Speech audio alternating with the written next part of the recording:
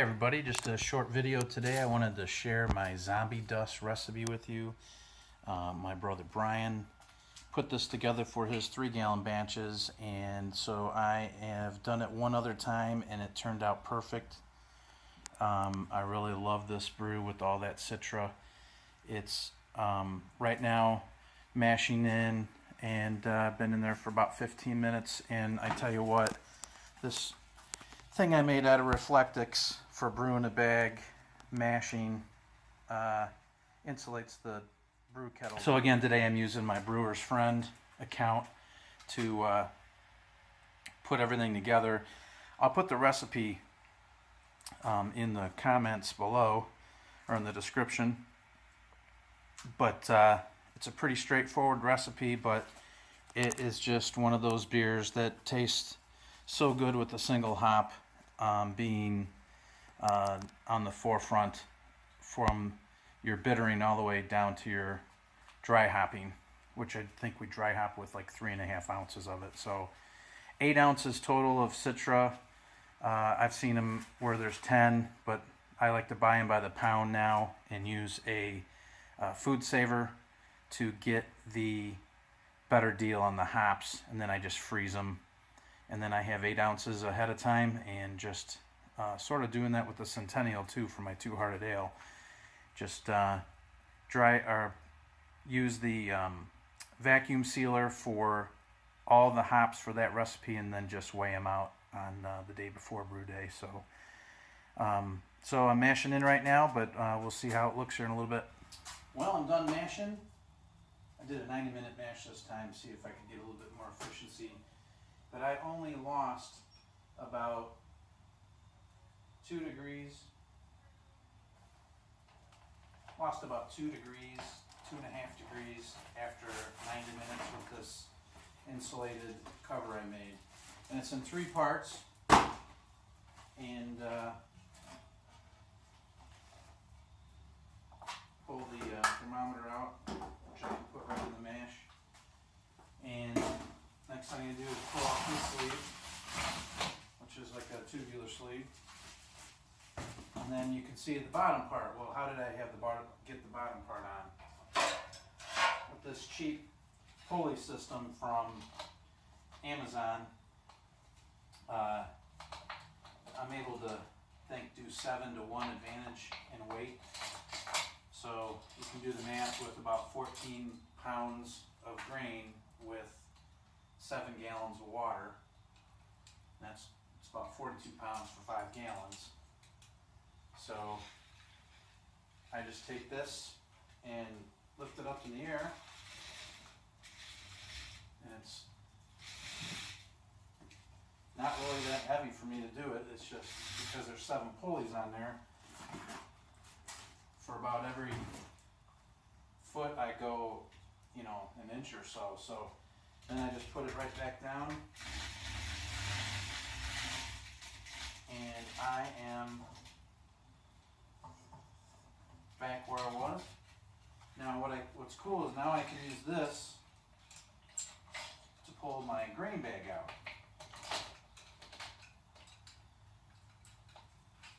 So I just get all 4 of the loops and put them on my, I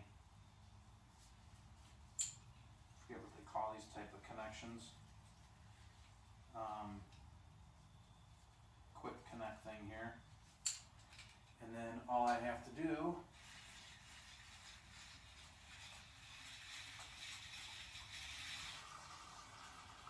is pull my bag out.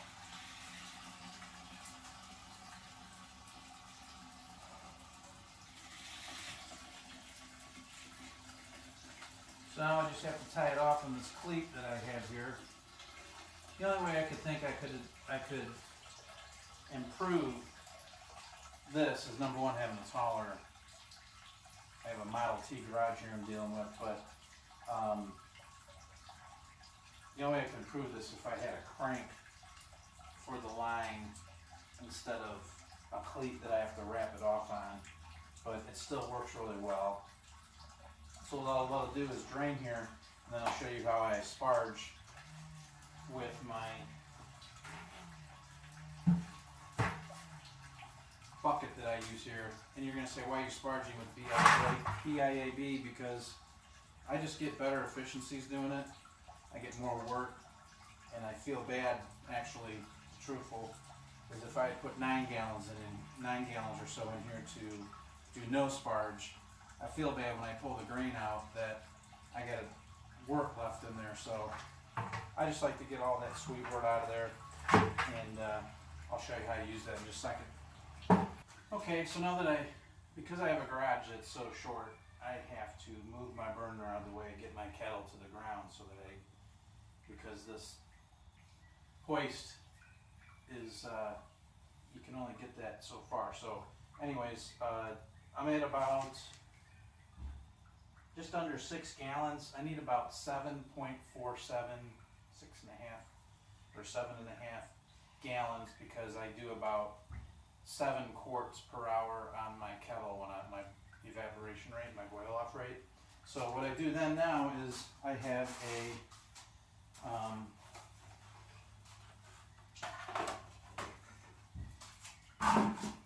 some sparge water here that I made up. And all I do is I take it and sit here and ladle it. I'm not sure if I did a fair job of showing you, but there's tiny holes on the bottom of this.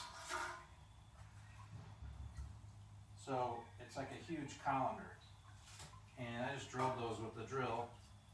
And then when I take it out of the kettle after I'm mashing, this bucket goes in another bucket, and then I'll let it drain in there a little bit because someone's going to come out of the bag, and then I'll sit here and pour it. Now what I would like to do is somehow get like a metal watering can or something, or some sort of pump to do this on like a shower sprayer or something, because I could sprinkle it a lot more evenly than just using a ladle. But I need to get about a gallon of this. So as I just kind of spread it around in here, you'll see that it'll start coming out the bottom. And I'm just rinsing the grain, getting some of that wort out of there. So I don't know if this is called hillbilly sparging or sparged a bag to be sophisticated, but it works. And took me a little bit longer today just because I'm filming it and stuff, but it adds probably another 30 minutes, 25 minutes to brew day, but I guess I get all that wort I want out of that bag. Well, here we are. I got the 7.47 or so gallons collected. I'm about ready to hit the hot break. And one thing about this kettle is I wish I would have gotten probably a 20-gallon kettle, then I could do 10-gallon batches, but this was a pretty cheap kettle that I etched myself in one of my videos. But here comes the hot break. It's getting all crazy looking.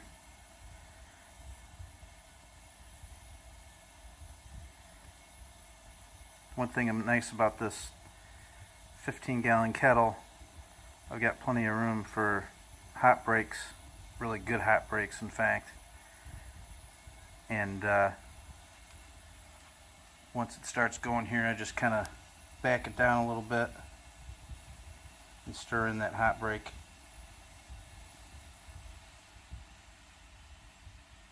Because you can have too hard of a boil. That stirs nice and easy in there. Probably drops to the bottom. But it's a real nice color. I tested it with my refractometer, although it was kind of hot, just to see if I had gotten conversion.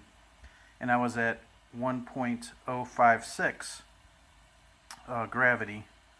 And that's like 85%. 85%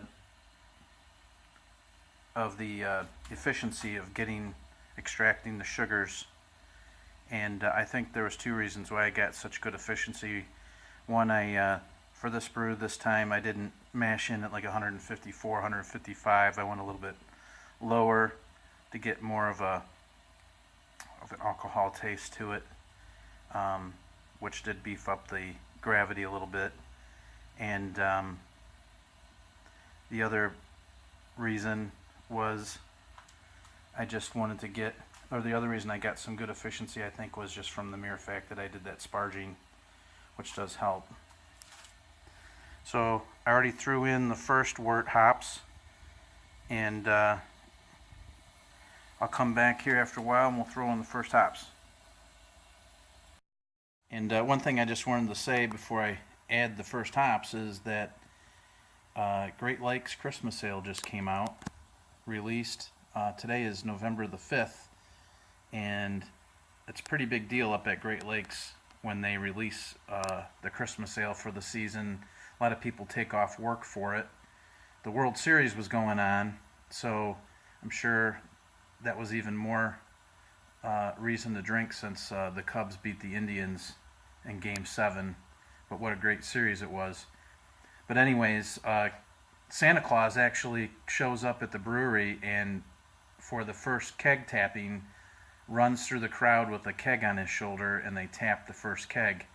And I picked up some today, or yesterday at the store, and you'll see one of my videos that I did after the holidays last year, but it is a spot-on Great Lakes Christmas Ale clone. And just look in my other videos. It's one of those beers that tastes good during the season, but you wouldn't want to drink this all year round. But somehow, once it's out of stock and it's like June or July, they come back out with Christmas in July, and it's back out in the stores, and it tastes real good, and then you don't have it again until Christmas. But you would get sick of it if you drank it all year. So here's to a good brewing season here for the holidays, Thanksgiving, Christmas, whatever season it is, it's a good time to brew a beer. So cheers. Well, it's time to do our second edition, only with like 20 minutes left in the boil. I got these little containers at a dollar store, and I can't find them again, but they're nice because they have little things on the side, and I end up being able to measure out my hops ahead of time, and I put the edition number on the top of the lid so I can weigh them out like the night before even. So it's kind of nice because I just put this and I got 1, 2, 3, 4, 5, and they're already ready to go. And then my brewer's friend does a good job at keeping me on track. So there's actually the first edition since the first Wort edition. I did this exact recipe about a month ago, and it turned out spot on. It's a really good recipe. I don't get a lot of zombie dust to actually put it side by side because that beer is so elusive and hardly sold. If you can get it, you can only get it in like a bottle or two around here in Ohio. So unless you live around the pub there in Indiana and you can get it on tap, I'm very envious of that. You know, we can't find it much here at all. Now I find Gumball Head from Three Floyd's Brewery and Alpha King, which I'd love to try Alpha King. That's a really good pale ale. But come back maybe as I'm chilling or later on in the brew. Thanks. So I'm all done boiling and everything's looking good. Temperature's getting down to about 100, and I got my immersion chiller going there. Here's one thing I wanted to show you is that this thing I got online called well, it's a paddle of sorts that you put onto a so all you do is sanitize it if it doesn't tip over.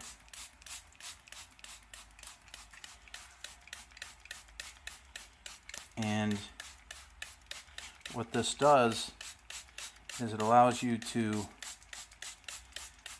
cool down your wort quicker and add oxygen to the wort before you put it in. Now something different I did this time with the recipe is I rehydrated the yeast by looking up online how to do that.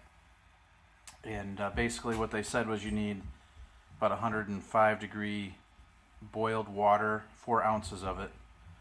After it's boiled, you let it cool down to 105 and you put your yeast in it, cover it up, everything's sanitized. This is the quick version.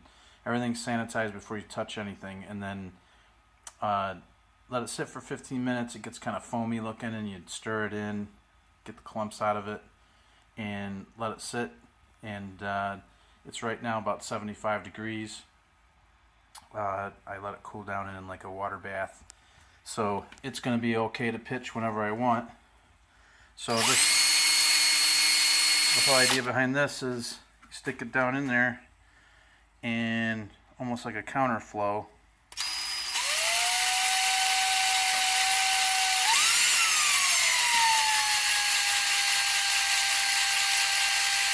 So if I do this for a while, I did it in my last batch, actually my last 2 batches, and it just keeps everything kind of moving against the cool water going through the coils of my 50-foot copper immersion chiller. And when you kind of pull it out a little bit at the end there, those top paddles are actually whipping up the wort and putting oxygen into the wort. So it's kind of a dual purpose. You don't want to get it too foamy, but the temperature will drop really quick using this method. So I'm going to have to let you go so I can get this out of here. I can't. My third hand hasn't come to me yet in my mutancy. So anyways, that's how we do it. I'll get this thing pitched with my yeast and call it a night, and I'll try to put some tasting notes on here again after this, but check out my brewer's friend link in the description, and also the recipe. So cheers, prost, everybody have a good early fall here, and we'll see you on the other side.